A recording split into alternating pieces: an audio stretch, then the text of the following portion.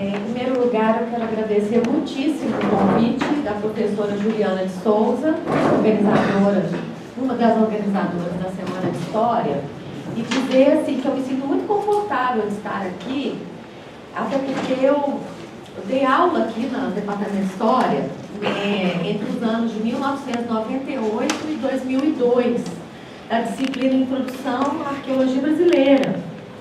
E nessa ocasião, eu fiquei, a professora Elizabeth Barreiras me incumbiu de organizar a Semana de História de 1999.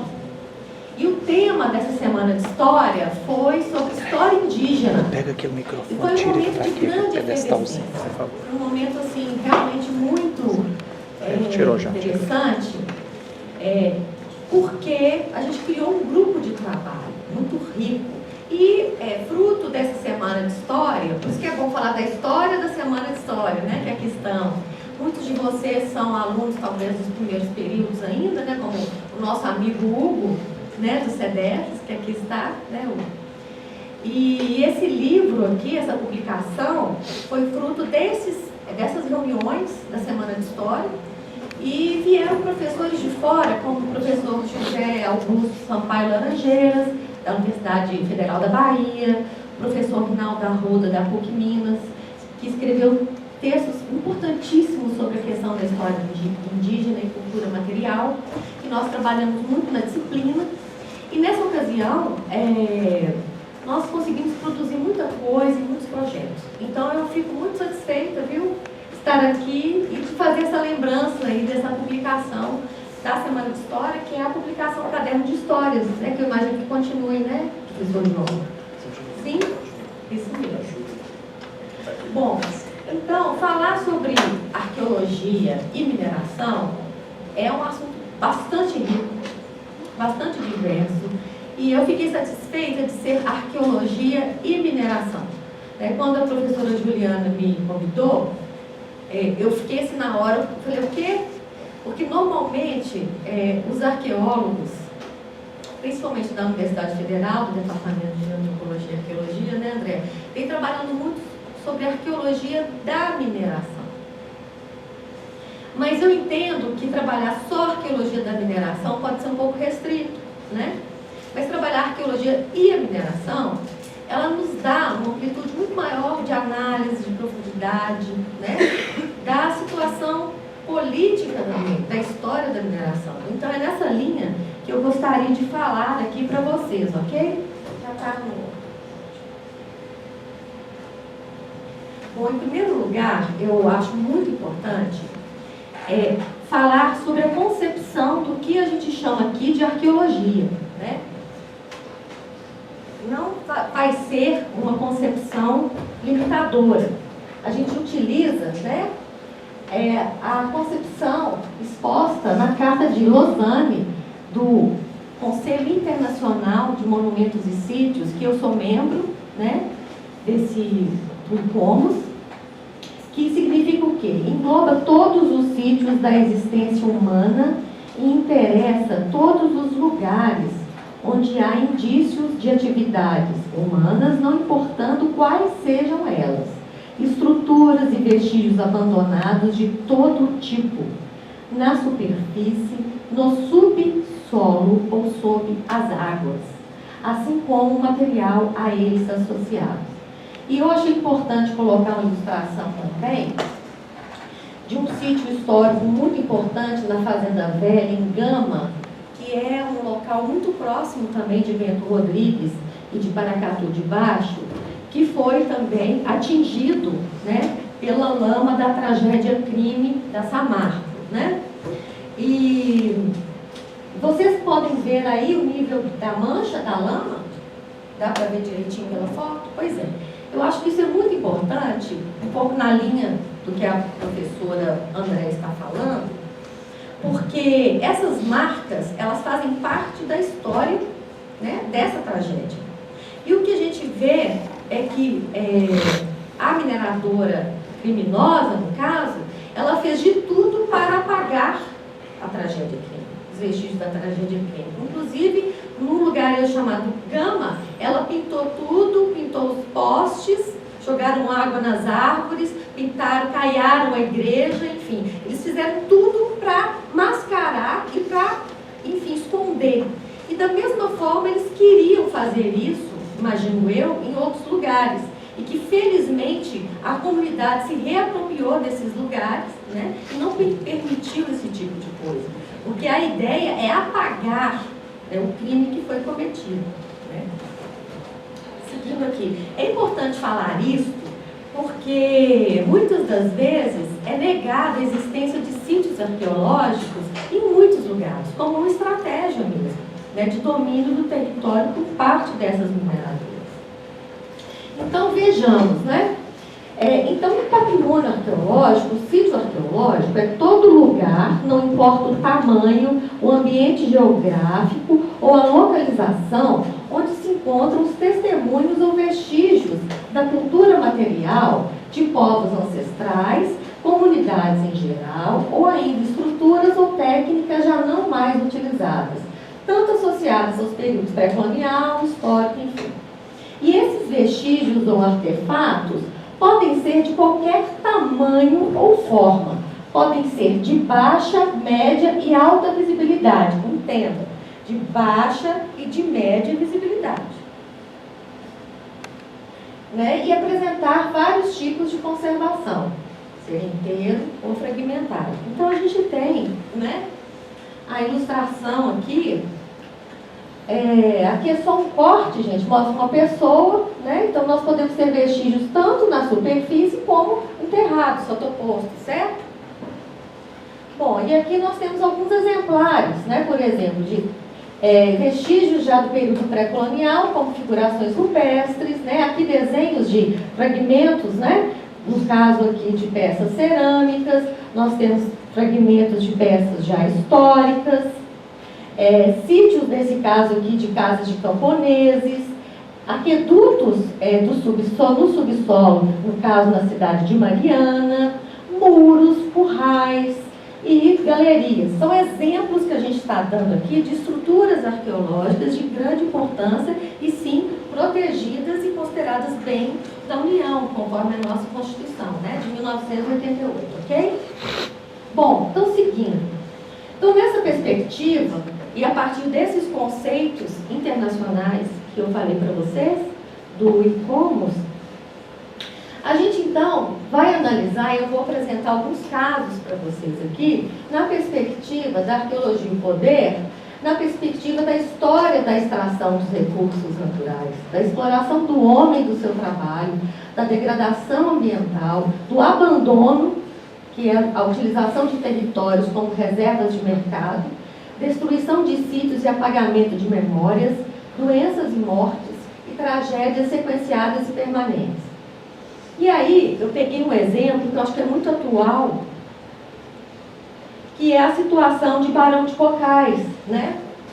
Que a barragem sul superior na mina do Pombo Soco, né, está sendo considerada de alto risco e pode, né, a qualquer momento explodir, né, porque aquilo ali é uma bomba, essas barragens são bombas de fato, né, e pode danificar, né, uma série de comunidades, uma série de vales, toda uma região, e também aí no caso estamos falando de arqueologia, né, os sítios arqueológicos da mina do Pombo Soco, as estruturas também que estão na Vila do Socorro e também sítio de arte rupestre, né? E é interessante falar isso para vocês, porque esses sítios arqueológicos produzidos pela mineração nos períodos colonial e imperial são hoje patrimônio, né? Uma arquitetura vernacular, a história das tecnologias rudimentares, do escravismo, estão associadas a uma série de elementos muito importantes do ponto de vista da história. E esses sítios arqueológicos, eles são, na verdade, uma espécie de fronteira da expansão da mineração atual. Haja vista que em 1990 a Prospect Corporation comprou essa área da mina de Pombo Soco e a primeira coisa que eles fizeram foi começar a descaracterizar e a destruir essas ruínas. Tanto foi que na época houve uma série de denúncias dos arqueólogos e dos historiadores E imediatamente foi feito o tombamento de vários conjuntos da mina de Congo Soco, justamente porque a própria mineradora que adquiriu o terreno, né, queria desfigurá-los. Obviamente, porque o interesse dela era expandir a mina de Congo Soco, a mina de exploração, né? E caso, né, essa barragem, né, exploda, o que vai acontecer, né? A lama vai atingir também sítios pré-históricos, como, por exemplo, o sítio Pedra Pintada, né, em Cocais, que é um sítio pré-histórico de extrema importância, né, em afloramentos quartzíticos no vale do rio Una. Então, só para a gente falar um pouco esse panorama dos sítios que estão expostos também à atual atividade minerária, tá? Mas eu não queria ficar só falando dos sítios de mineração, eu quero falar e muito menos da mineração do ferro e do ouro. Eu quero falar um pouco de alguns problemas, de alguns casos que a gente tem na mineração em geral, inclusive na mineração do calcário, cimento, da produção de cimento, que vem causando uma destruição imensa no nosso patrimônio arqueológico. Então, seguindo aqui, nós temos um caso que é emblemático, que é muito importante, que para mim foi assim, ainda continua, não foi? Né, uma questão para mim de... Eu vou morrer falando dessa situação, né? Todas as vezes que eu posso falar, eu falo. Em 1989, eu estava fazendo já a iniciação científica, né? Bolsa de iniciação científica no setor de arqueologia da UFMG, e o meu projeto era justamente fazer pesquisa, o levantamento da arte rupestre de 3 sítios arqueológicos no município, um em Matosinhos, que é esse, a Lapa do Arco, e 2 no município de Prudente Moraes. Perfeito. Ligamos para a mineradora avisando que a gente ia entrar nesse sítio arqueológico que estava dentro dessa propriedade da mineradora, na época Cal 7, avisando que a Kombi da UFMG ia entrar com a equipe para a gente copiar e fazer um trabalho mais aprofundado nesse local, nesse local que é um arco em forma de arco, um afloramento muito bonito, em forma de arco, e no teto, exatamente no teto, né, haviam essas pinturas aqui, que é uma reprodução, né, pinturas rupestres. Bom, enfim, ligamos, ok. Quando chegamos lá, o que aconteceu? Detonaram. Porque o geólogo orientou, desculpe, eu sei que você é geólogo, mas o geólogo da Cal 7 orientou que para não expor aos arqueólogos a possibilidade, né, de encontrarem mais coisas, era melhor detonar o sítio e falar que ele estava rachando, que estava caindo e que detonou por segurança, né? E assim aconteceu, né? Eles detonaram. E a partir daí, começou um processo imenso no Ministério Público Federal. Na época, o procurador era o doutor José Adesso Leite Sampaio, que ainda voltou, né? Na época era ele. E nós começamos uma série de debates a respeito, lembrando que isso foi em 1989, quando ainda era muito recente a criação da legislação ambiental, da resolução do CONAMA de 86, de 88, né? Definiu uma série de pesquisas, né? E lembrando que a lei que protege o patrimônio arqueológico é de 1961, né? Então, enfim, e essa lei prevê sanções aos, enfim, né? A quem detona, quem destrói sítio arqueológico. Enfim, o que aconteceu no final das contas, eu vou pular um pouco, mas assim, para vocês, ainda bem que vocês estão sentados, né? O dinheiro da multa, a Cal 7, que já tinha vendido ações para Mitsubishi, que virou Calmit, e que por conseguinte vendeu as ações para Itaú Portland, que assumiu o passivo ambiental, foi uma determinada multa que foi depositada em juízo. Na mudança desse procurador por outra promotora pública, né, ela simplesmente pegou o dinheiro e destinou para a construção de hospital de vidas silvestres, na região de Nova Lima. Nós entramos em pânico, arqueólogos, fizemos abaixo-assinado, fizemos contato no ICOMOS, na Unesco, na ONU, com o Papa, enfim. Fizemos abaixo-assinado, solicitamos reunião para discutir com ela, para ela repensar isso, enfim, ela decidiu. Doutora Zânica Joelho, na época, que ainda está no Ministério Público. E ela destruiu a possibilidade, né, de uma discussão com as comunidades na época, né, de Matozinhos, a possibilidade de se repensar a questão das reparações. E a gente fala das reparações, né, eu estou falando das reparações também no âmbito do patrimônio arqueológico. Porque até a rubrica mudou, foi para a área, né, vocês viram, de animais silvestres. E o mais interessante é que anos e anos depois, por um acaso, eu estava numa palestra no Lagoa Santa e há uma bióloga lamentando profundamente que o projeto de hospital de animais silvestres não tinha dado certo. Então, ainda por cima, o dinheiro da multa não deu certo nem para o lado da arqueologia, nem para o lado dos animais silvestres. Então, a gente vê situações absurdas, né? E isso ficou assim, né? E ficou. A decisão de uma pessoa que sequer sabia do que estava acontecendo, que pegou o processo porque ia tirar a licença maternidade no dia seguinte, queria limpar a mesa, toma uma decisão arbitrária como essa. E nós não conseguimos reverter em hipótese alguma. Então essa história da Lapa do Arco, ela é muito emblemática, mas ela ainda não acabou, né? A história é que o projeto que nós estávamos discutindo era um plano de gestão, de proteção, de pesquisa, enfim, na Lapa da Cerca Grande, que é um outro sítio vizinho a esse que tinha sido detonado, em Matozinhos, né? Que aí a gente iria fazer vários projetos com a comunidade. Só que acontece que a gente foi... Por que essa promotora fez isso, essa procuradora fez isso? Né? Os fazendeiros da região não queriam esse projeto.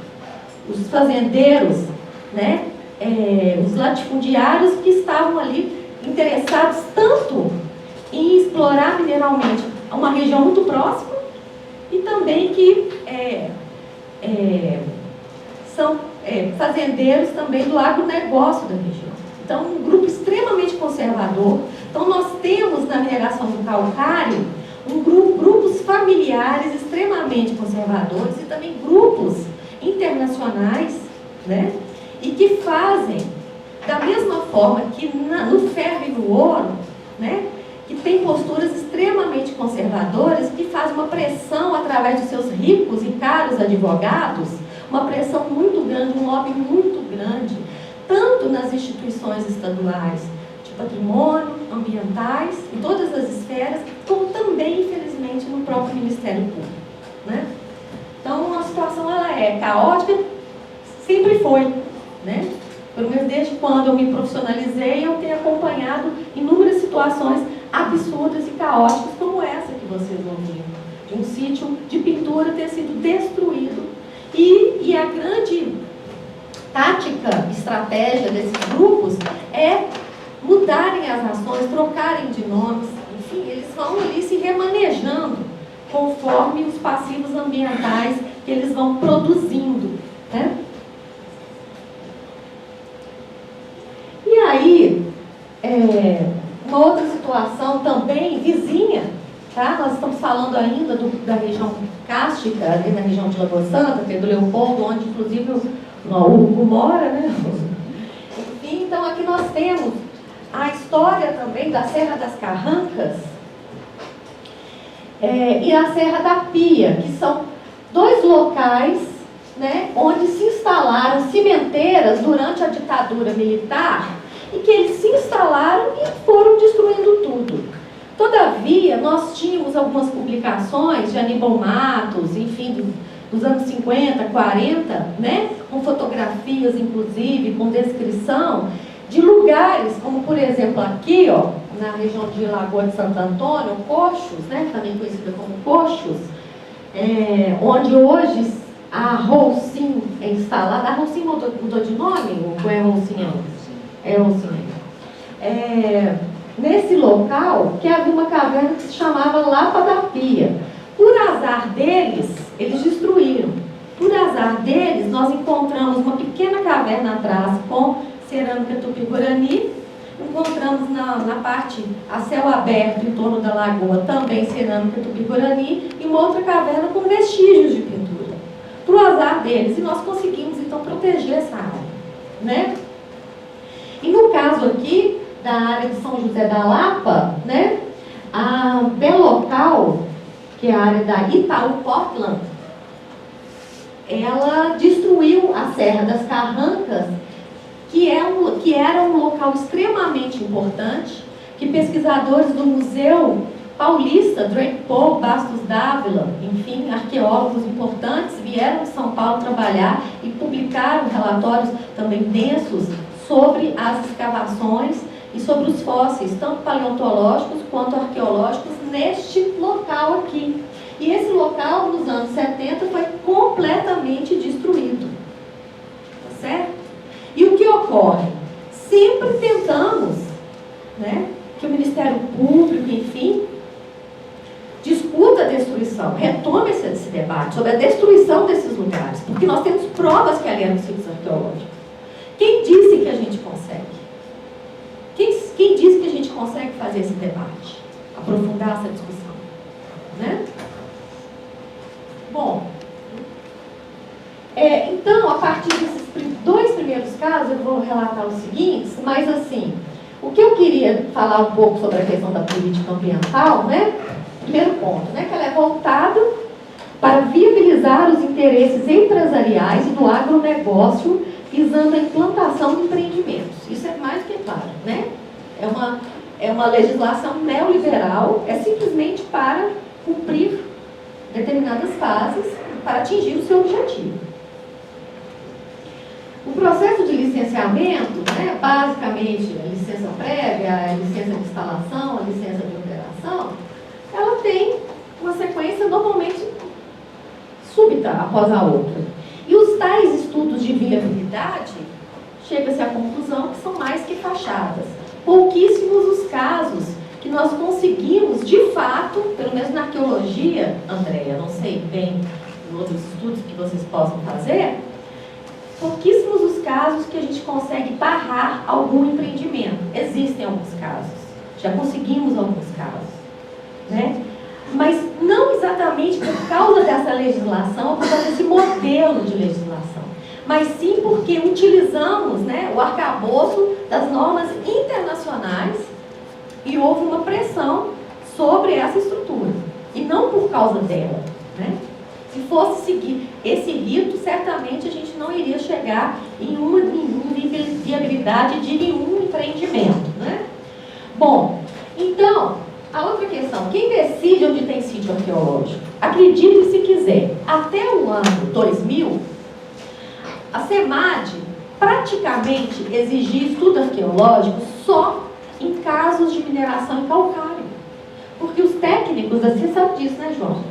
Porque os técnicos da SEMAD imaginavam que não tem sítio no minério de ferro, nas matrizes de minério de campos ferruginosos, não? Se tem, são aquelas ruínas grandes que já são conhecidas, já são famosas. O resto não tem, não. Então, não pedia arqueologia, né? O que é um absurdo. Lembrando aquele conceito que eu falei para vocês, né? Que sítio arqueológico ele pode estar em qualquer lugar, no tempo e no espaço, né? Se eu estou posto ou não, sob as águas, né? E pode ser de alta, média, de baixíssima visibilidade, não é isso? Então, nesse sentido, como que alguém, né, lá do escritório pode decidir quais são os técnicos que vão fazer ou não estudo dentro da área da socioeconomia? E a outra questão, né? O jogo institucionalizado da compensação e dos saques. O que é o grande jogo?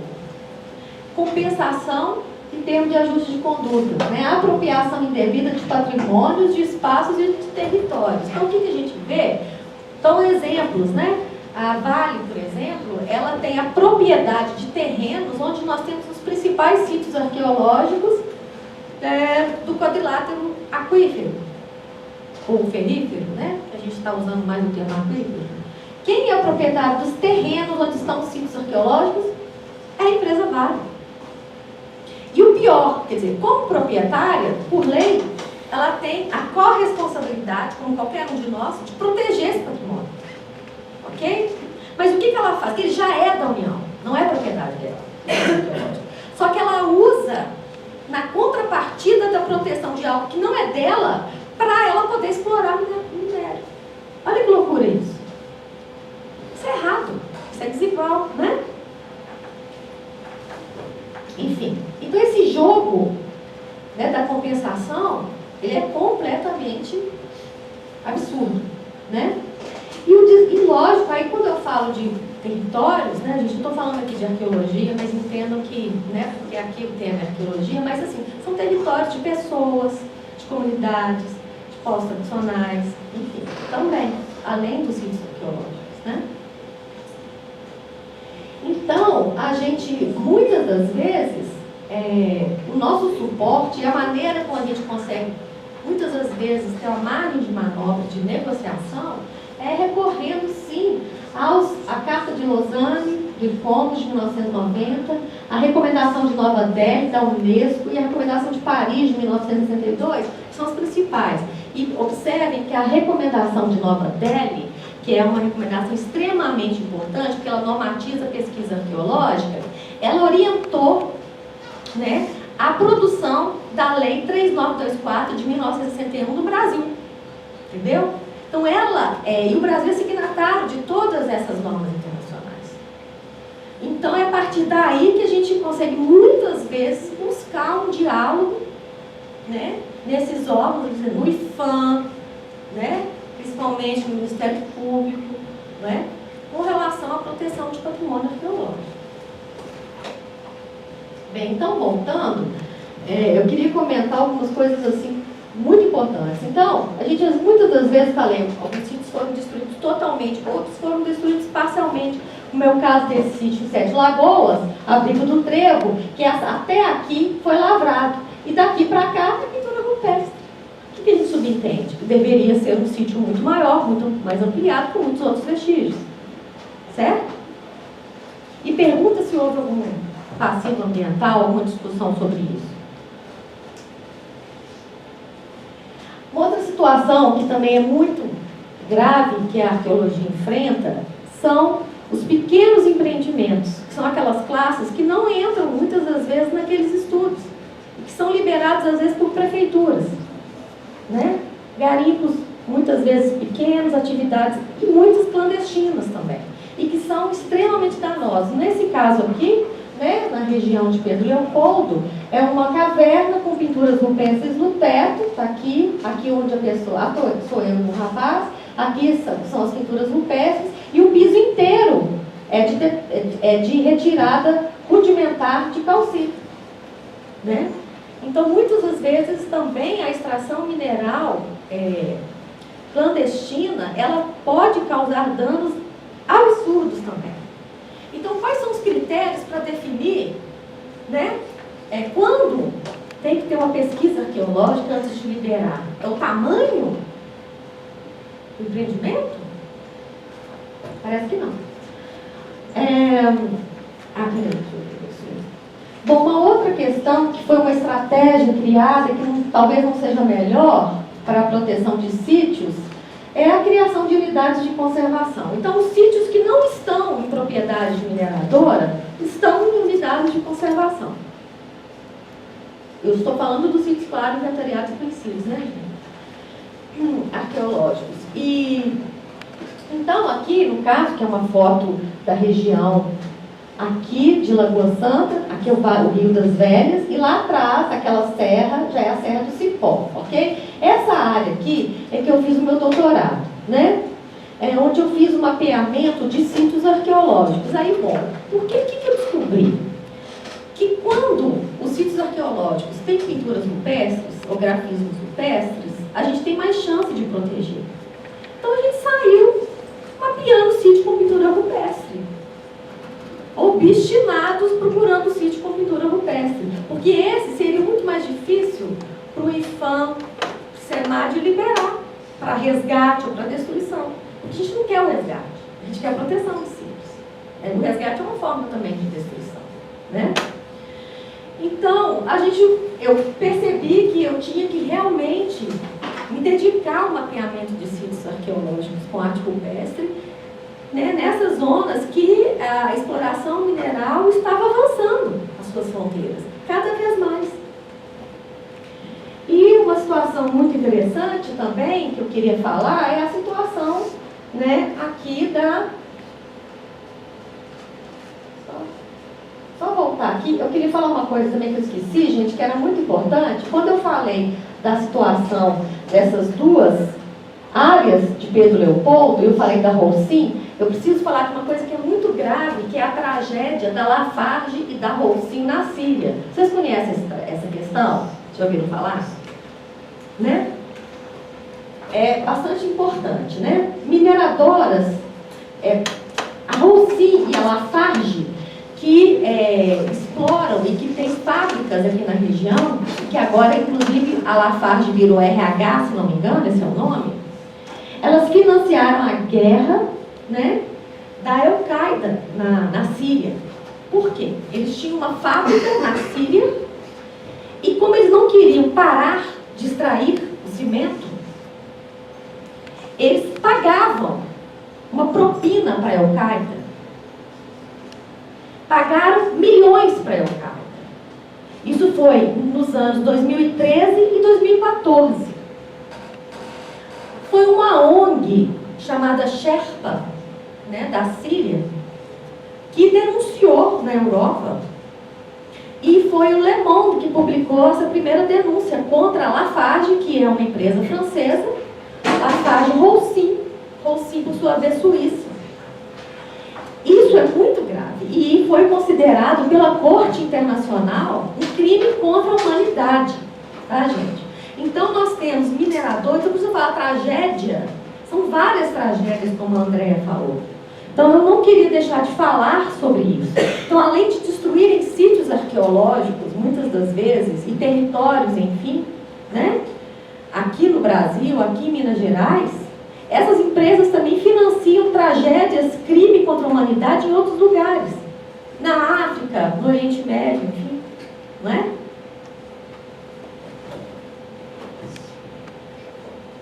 Tá, vou concluir, vou tentar.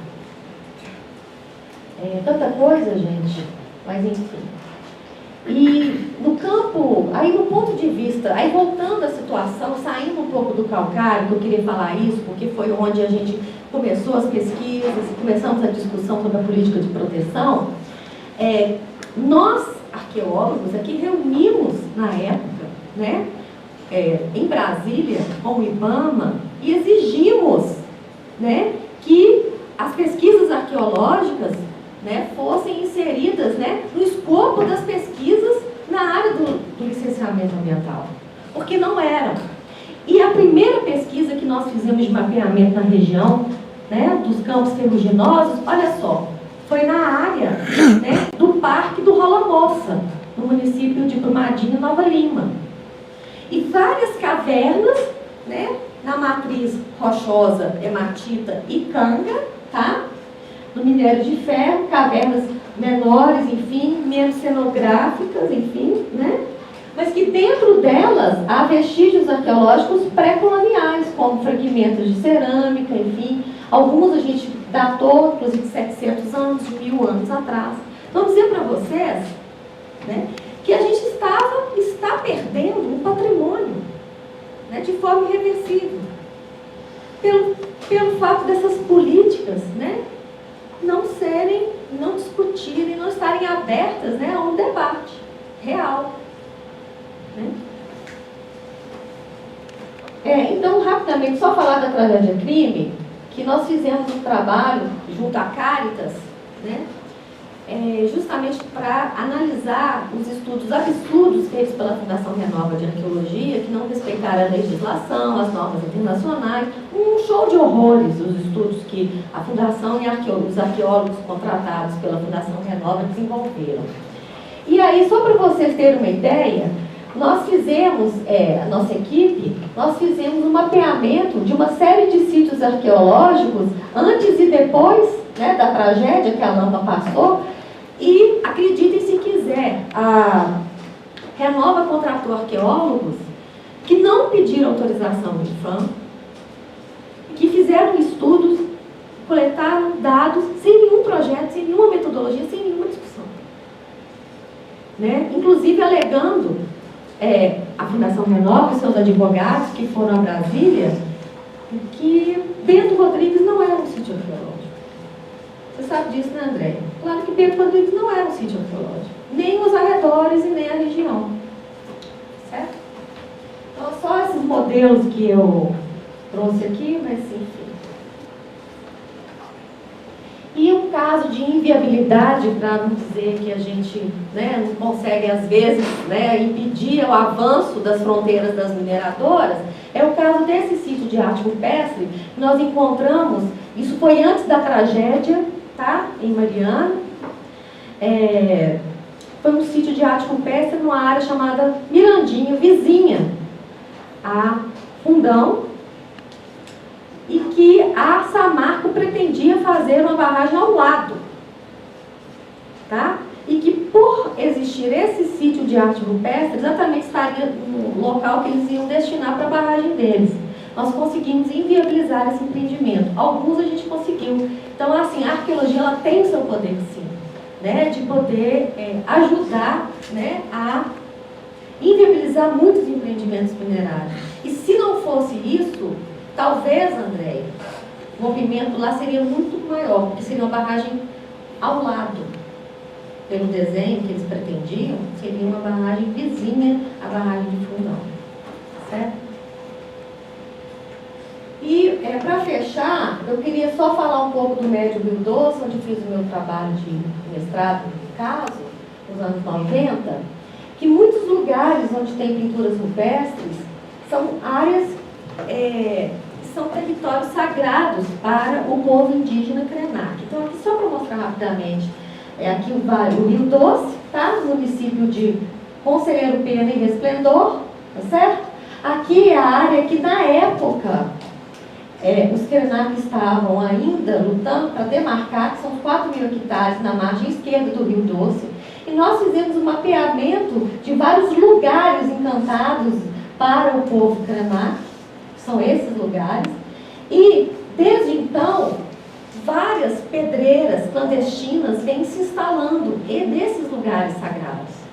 E nós estamos denunciando permanentemente essas pedreiras, que são de fazendeiros e de famílias extremamente poderosas da região. E nesse caso são pedreiras de quartzito, tá? Enfim, desculpa ter me estendido um pouco, eu corri um pouco ao final, né? Mas eu quis mostrar para vocês, dar um panorama geral de algumas questões que a arqueologia enfrenta, né, com relação à mineração, na perspectiva mesmo de proteção, de direitos, enfim, de respeito. Obrigada. Olá, professora Alenice Baeta, registrando aqui Gil Wander, 3 de abril de 2019, PUC Minas, Belo Horizonte.